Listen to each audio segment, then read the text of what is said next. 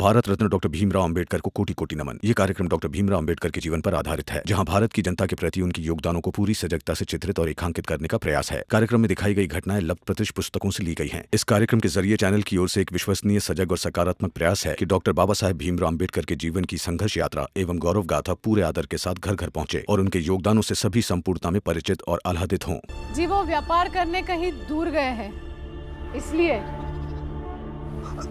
लेकिन हुजूर, बेटी के शादी वाले दिन कोई व्यापार करने कैसे जाएगा, कुछ समझ नहीं आया। जितना मैंने इंडिया अया अल्लाह का देखा है, बहुत भावुक होते हैं। फिर वो अपनी बेटी की शादी के दिन व्यापार करने चला गया। लेकिन मेरे बाबा भावुक होने के साथ साथ व्यवहारिक भी हैं। मंजुला दीदी की शादी टूट गई और ये बात बाबा को पता चल गई थी। और हमारे समाज में बेटी की शादी टूटना बहुत शर्म की बात होती है जी। इसलिए वो लोगों की नजरों से दूर रहना चाहते थे। और वैसे भी उन्हें काम करने का मौका मिला तो वो चले गए। आप चाहें तो मेरे पापा के सेठ जी से पूछ लीजिए। साहेब, आप इनकी बातों पे ध्यान मत दीजिए। ये लोग बहुत ही झूठे हैं, रोज नया नाटक करते हैं, आपको अपनी बातों में फंसा लेंगे। झूठ बोलता तुम? एक रिटायर्ड सूबेदार का बेटा कभी झूठ नहीं बोलता। अरे साहब, आप चुप रहो। तुम्हें पता है सूबेदार का पोस्ट कितना जरूरी होता है? उसका इज्जत करना चाहिए।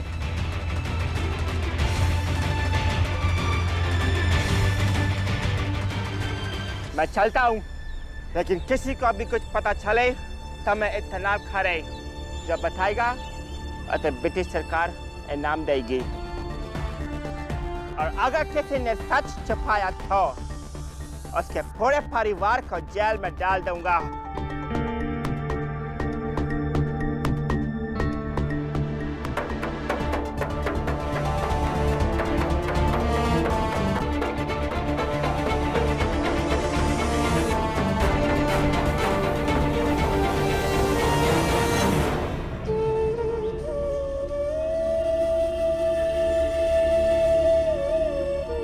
सारे लोग हमारे घर के और तुम्हारे बाबा के पीछे पड़े।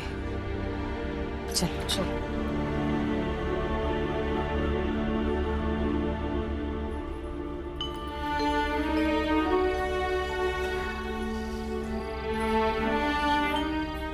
दीदी, अब तो बहुत ज्यादा डर लग रहा है। बच्चों के बाबा किस हाल में होंगे, कुछ समझ में नहीं आ रहा है। सेठ जी भी कह रहे थे कि उनसे कोई संपर्क नहीं हो पा रहा और सरकारी तंत्र को सूचना मिली है कि हमारे इलाके से कुछ लोग गायब हैं। कहीं अगर उनको पता चल गया कि ये कहाँ है, किनके साथ है, तो बहुत बड़ा संकट आ जाएगा हम पर। बच्चों का हौसला टूट जाएगा, घर बर्बाद हो जाएगा दीदी।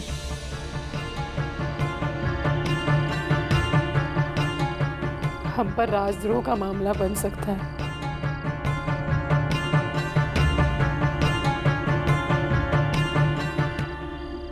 क्या करूं, मुझे समझ में नहीं आ रहा। समझ में तो मुझे भी नहीं आ रहा है। और पुलिस विभाग में तो हमारी ऐसी कोई पहचान भी नहीं है जो हमें कोई मदद करे। आई, एक है जो बाबा के छात्र हुआ करते थे, बाबा की बड़ी इज्जत करते थे और बाबा हमेशा कहा भी करते थे कि मुझे बहुत गर्व है उस पर। मेरा पढ़ाया हुआ छात्र मुझसे भी बड़ा ऑफिसर है, वो हमारी मदद जरूर करेंगे। आई, बाबा की कॉपी में उनका पता जरूर होगा। हाँ भाभी, हम चिट्ठी लिखकर उन्हें कहलवा सकते हैं। अगर हमें कोई भी दिक्कत होगी तो वो निश्चित हमारी मदद करेंगे। हाँ, ये ठीक है। मैं का लेकिन चिट्ठी कौन लिखेगा? बच्चों से नहीं कह सकते, उन्हें सब पता चल जाएगा। हाँ, गांव में किसी को। नहीं दीदी, उससे और बिगड़ जाएगी बात। आई, ये डाकयार्ड में काम करते थे, इतना पढ़ना लिखना तो इन्हें आता है कि चिट्ठी लिख सके। लेकिन दामाद जी से चिट्ठी लिखवाना सही है क्या?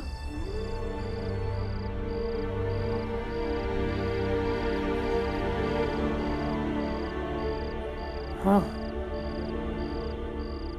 किसी दूसरे से लिखवाने से अच्छा है कि घर के दामाद से ही लिखवा ले।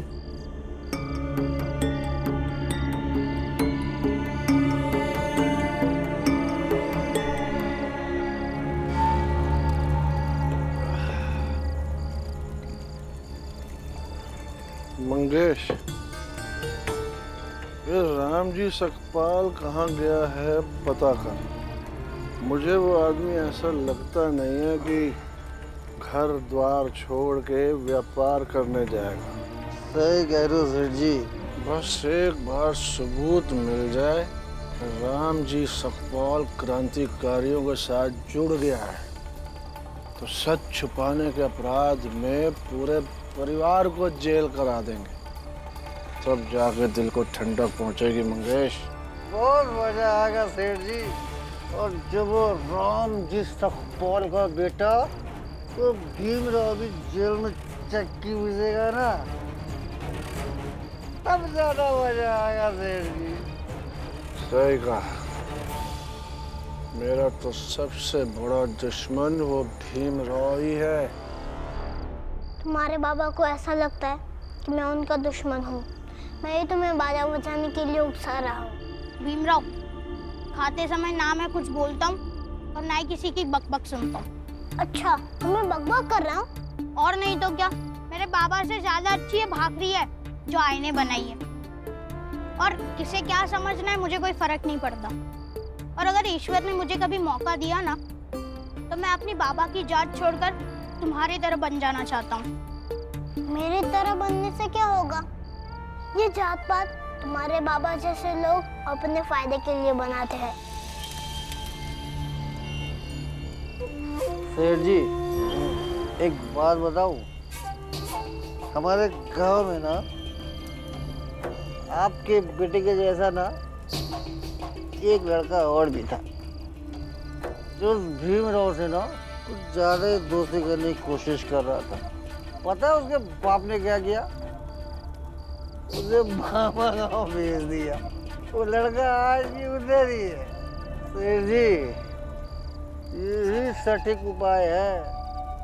मामा के यहाँ नहीं, वो के यहाँ भेज सकता। अरे लेकिन वो नहीं मानेगा, नाटक करेगा, मैं जानता हूँ। अरे उसे मार मार के बेहोश कर देंगे, फिर आप उसे रातों उठा के लेके चल जाइएगा।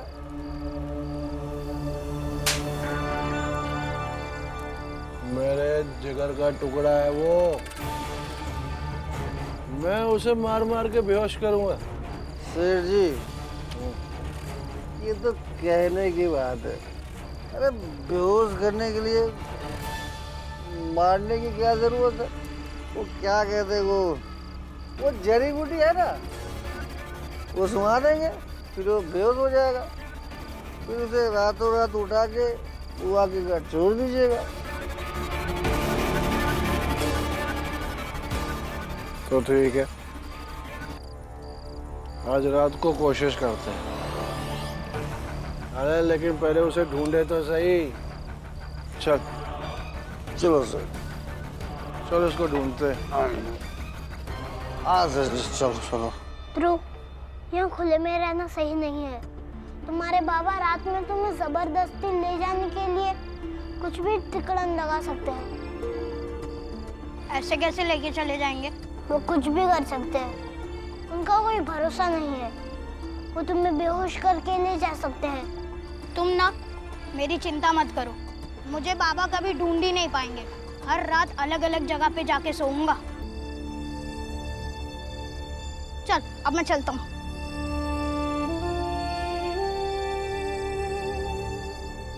ध्रुव ना, बहुत अजीब है, लेकिन दोस्त है मेरा, बहुत प्यारा है। आपकी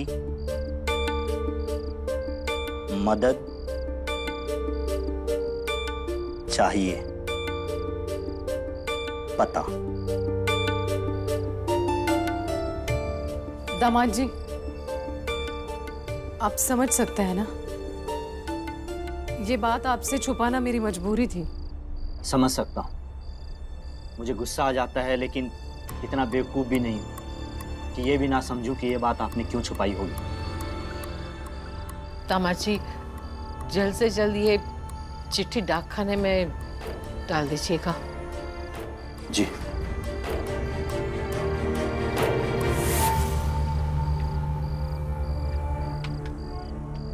सेठ जी, वो रामलाल तो बोला था आपका लड़का यही था, पर कहाँ है? कहीं दिख नहीं रहा।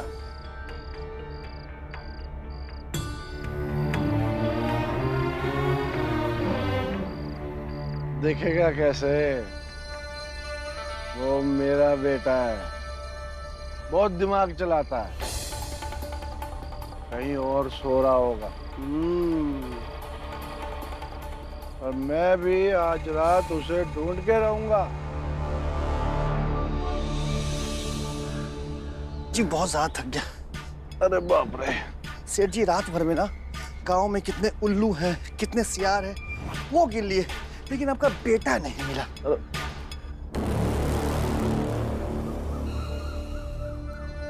ध्रुव,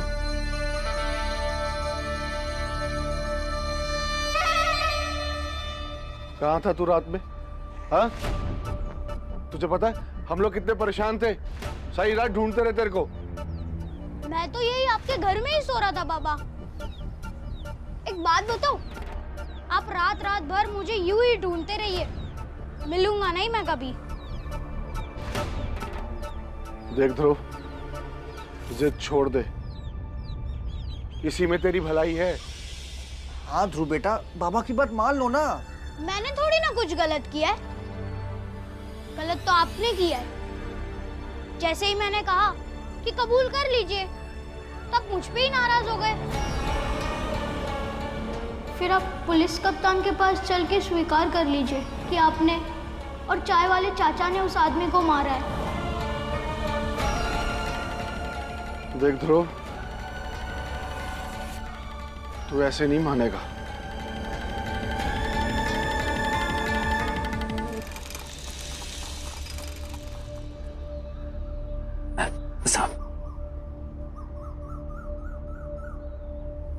साहब, आपके काम की चीज है। क्या है ये? चिट्ठी पढ़िए तो सही।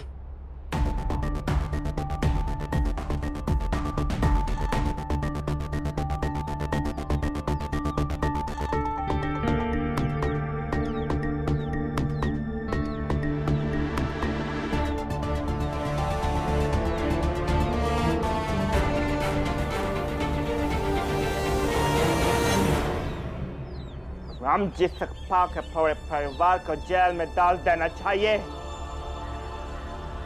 अब देखते हैं भीमराव कि कैसे तुम्हारा परिवार बच पाता है।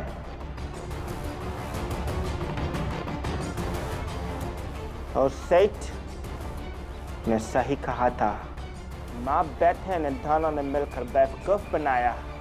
अरे साहब, सबसे बदमाश तो छोटा वाला है। इन सब की बदमाशियां निकलेगी। साहब, हमारा इनाम, वो आपने उस समय कहा था कि खबर देने वाले को अंग्रेजी हुकूमत इनाम देगी। थाने चले जाना और मेरा नाम लेकर इनाम मिल जाएगा। ठीक है साहब, अब जल्दी से पैसा लेके सीधे अपने घर चलता हूँ, बाकी ये लोग जेल में सड़ते रहे। ठीक है साहब।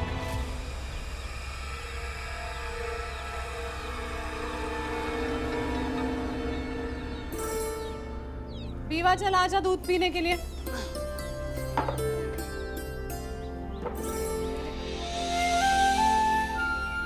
बालक, पीवा आना अभी। ये ले, पी ले। आई, जीजा जी नहीं दिख रहे।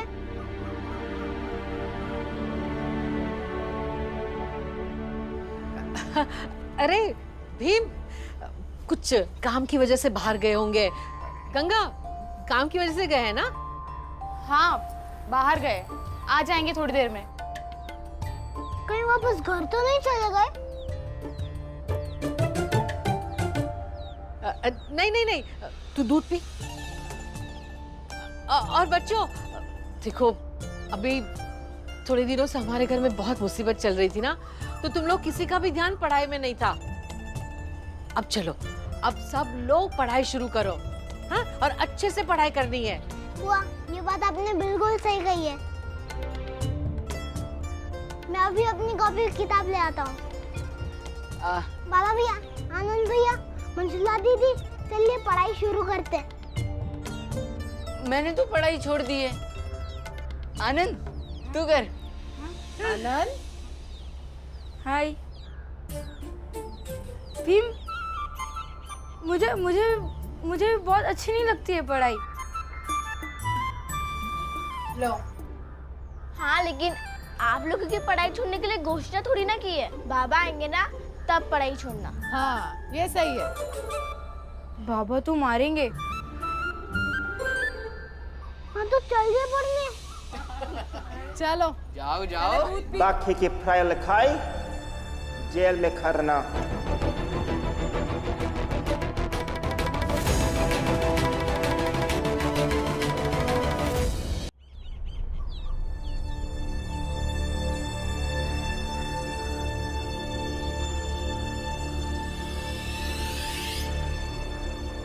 ऐसा क्यों बोल रहे हो आप?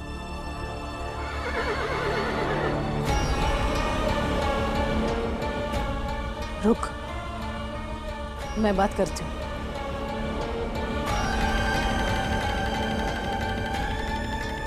जी क्या बात है साहब? तुम्हारा पति कहाँ है? कल ही तो बताया था आपको, वो व्यापार करने गए हैं। और आज ये चिट्ठी मिला है।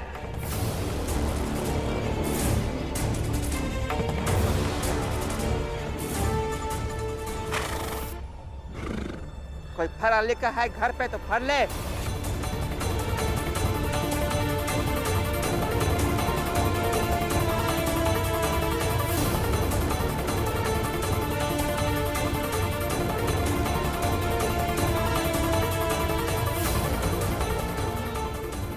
इस चिट्ठी में आपने साफ साफ लिखवाया है कि आपका पति क्रांतिकारियों के साथ छुपा है।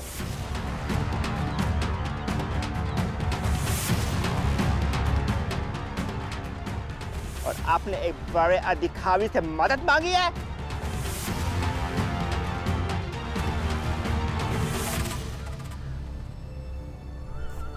साहेब, मैंने तो पहले ही कहा था कि ये आपका सूबेदार रामजी सकपाल गायब है। जरूर कुछ ना कुछ गड़बड़ है। ऐसे हुजूर, किस महान आदमी ने ये चिट्ठी आप तक पहुंचाई? इनका दामाद बहुत ईमानदार आदमी है। आज सुबह ही मेरे को चिट्ठी दिया। इन लोग को बांध कर थाने ले चलो।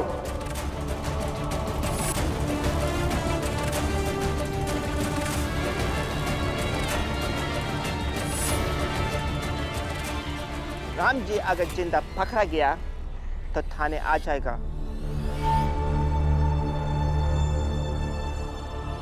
अगर मर गया तो पता नहीं।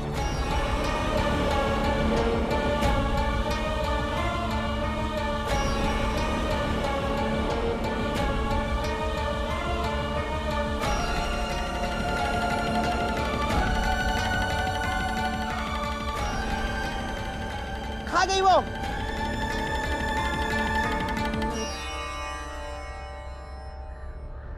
हुजूर, लगता है पिछले बार रास्ते से भागी है वो। जब पकड़ा उसको। उधर है, उधर।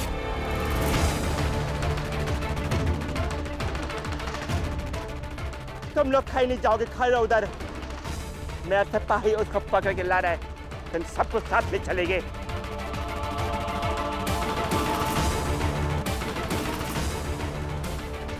साहब, इस पिद्दी को तो बिल्कुल मत छोड़ना। इसका कोई भरोसा नहीं है। इसी ने सिखाया होगा अपनी आई को यहाँ से भागने के लिए। उसको लाने दो पकड़ के और इन सबको थाने ले चले गए। सारी जिंदगी जेल में रहेगा तुम सब।